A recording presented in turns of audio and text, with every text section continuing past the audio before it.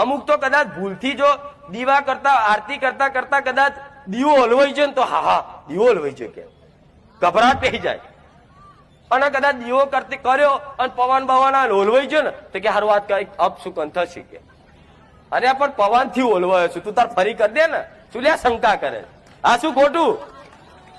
આવા બધા વ્યાયામ નહીં કરવા કોઈ દાડો. નારિયેળ ક્યાં બગડેલું નીકળે ખરાબ કે એ હા નારિયેળ બગડેલું નીકળ્યું ચમ આવું? હું તો કહું બગડેલું નીકળે તો કે માં તને આલ્યું તું માર એ તારા જોવાનું બગડેલું ખારું લે આલ્યું તને. આ શું ખોટું? હું તો કહું બગડેલું નીકળે તો આપણે બીજું લાવી દો. લે માં બીજું લે, બગડેલું નીકળે તો ત્રીજું લે દો. પણ એક તો સારું ના કરશે, માતાને લેવું જ પડશે. નકારા કરતી હોય કે નહીં લેવું તો લેવું પડશે. એટલે આ બધી ભ્રમ નહીં રાખો. કદાચ કોઈ મઢ આ તો બધા મઢ સાફ કરવો હોય ને તો એ બીક લાગે. માતાનો મઢ મૂર્તિ હોય એને સાફ કરીને ઉતારવો હોય ને તો એ બીક લાગે કે હારું માતાને રજા લેવી પડશે.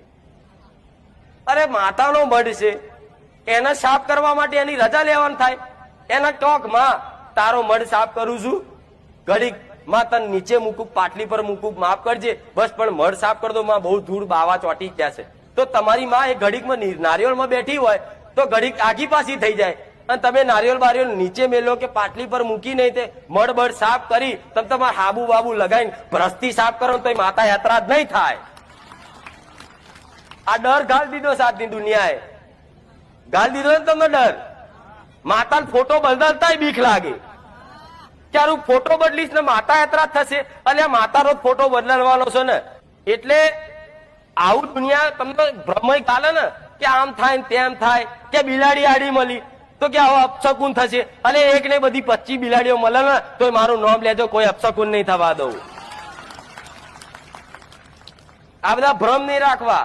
આ બધું રાખો છો ને માનસિકતા, એટલે તો દુનિયા તમને ગોડા અંધશ્રદ્ધા વાળા કહે છે. જય માતાજી મિત્રો, વિડીયો સારો લાગ્યો તો લાઈક અને શેર જરૂર કરજો મિત્રો.